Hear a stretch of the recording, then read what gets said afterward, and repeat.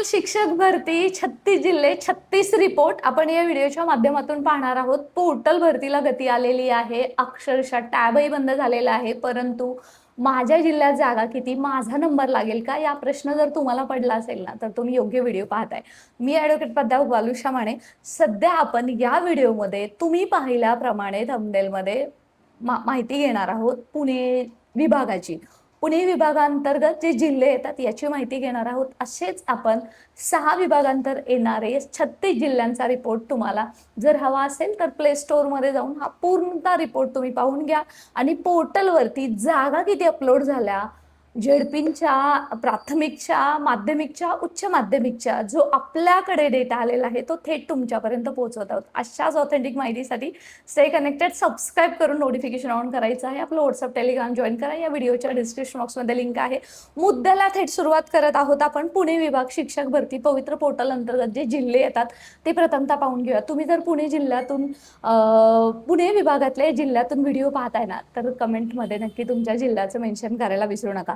पुणे विभागांतर्गत जे जिल्हे येतात त्याच्या अंतर्गत पुणे जिल्हा तर येतोच, सातारा, सांगली, सोलापूर, कोल्हापूर असे 5 जिल्हे पुणे विभागांतर येतात।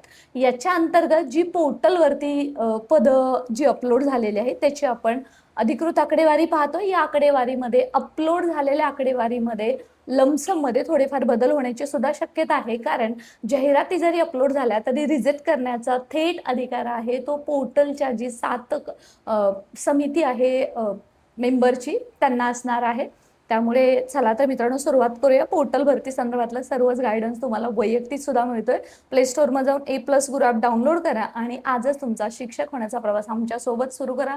कोणताही तुमचा इश्यू असो, डॉक्युमेंट बद्दलचा असो, प्राधान्यक्रम जो महत्त्वाचा विषय ठरणार आहे, शिक्षक भरतीमध्ये निर्णायक विषय ठेवणार आहे, त्याच्यासाठी तुम्ही A+ गुरु ॲप डाउनलोड करा। www.aplusguru.com याच्यावरती सुद्धा तुम्ही विजिट करू शकता आणि आजच जॉईन करा teacher self and mentorship batch, जिथे आम्ही तुम्हाला प्राधान्यक्रम देण्यासाठी थेट वैयक्तिक गायडन्स सुद्धा देणार आहोत।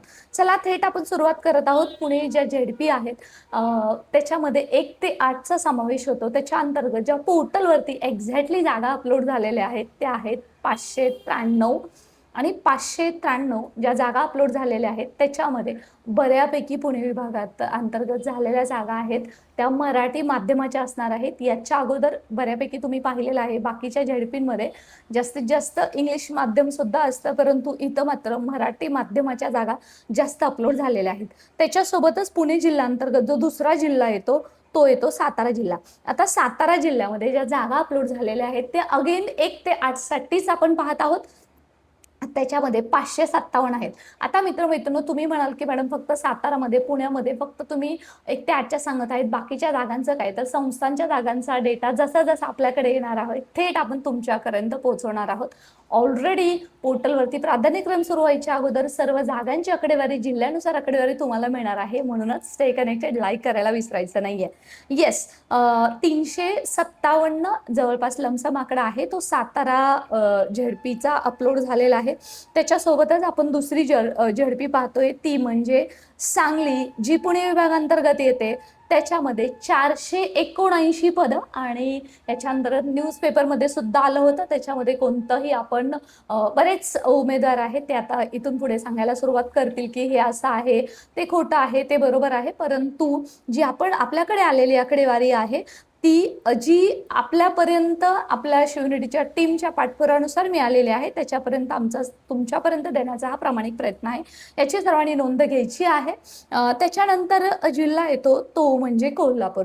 कोल्हापूर जिल्ह्यामध्ये अगदी तिथल्या शिक्षणाधिकारी आहेत त्यांनी 1100 पद अपलोड झाल्याचं सांगितलं होतं। नुकत्याच कोल्हापूर जिल्ह्याची एक बातमी सुद्धा तुम्ही पाहिली असेल की जागा पुन्हा रिट्राईव्ह करायला सांगितलेल्या आहेत किंवा जे अतिरिक्त चुकीच्या पद्धतीने समायोजन झालेलं आहे त्यामुळे पोर्टलवरती जागा येत नाहीत। खरी परिस्थिती काय?